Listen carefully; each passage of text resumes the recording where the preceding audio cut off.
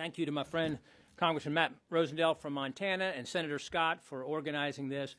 You know, of all the crises that this president has created, under which this country is suffering, as we continue to suffer under the Biden-Pelosi-Schumer policies that are in place from a year ago, that are destroying the country, the spending levels that are bankrupting the country, you know, between the energy crisis, between the weakening of our military, what's going on in our education system, the assault on our values and our freedoms, the weaponization of the government against its citizens, so many crises created.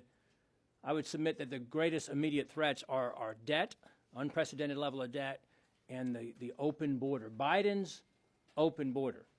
So we've got $2.5 trillion deficit, $200 billion a month, never happened before outside of COVID in this country.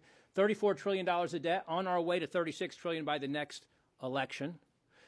40-year high inflation under which the American people are suffering. The average family is paying about $1,000 a month for the essentials, the basics, and they were paying when this president got into office. We've got interest rates that are further exacerbating that 20-year high.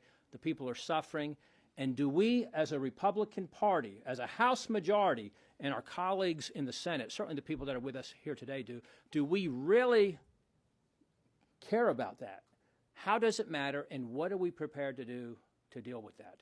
Furthermore, with the border, 10 million illegals invading our country, not allowed by this president, helped by this president. 170 different countries, a couple million of those being what we call the criminal gotaways, the ones who don't want the free health care, the free social services, the free travel, the free housing, the free education, the ones that are on our plane when we fly back from the border without going through the same checks that we have to go to get on a plane, by the way.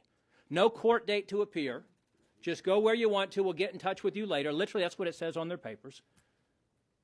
Irreparable harm having been done to the country. A Hamas-like situation, almost a certainty if we close the border today because of who we've led into this country. They acknowledged to us when we were at the border just last week, they don't know where 75% of those, they admitted, they don't know where 75% of the individuals they've let into this country, which is in the range of 8 million, so 6 million they acknowledge, we don't know where they are. They find about 100 dumb ones on the terrorist watch list who come and surrender to Border Patrol like the other 8 million. How many do you think might be dangerous criminals, terrorists among the 2 million? Who are the gotaways? Who don't surrender?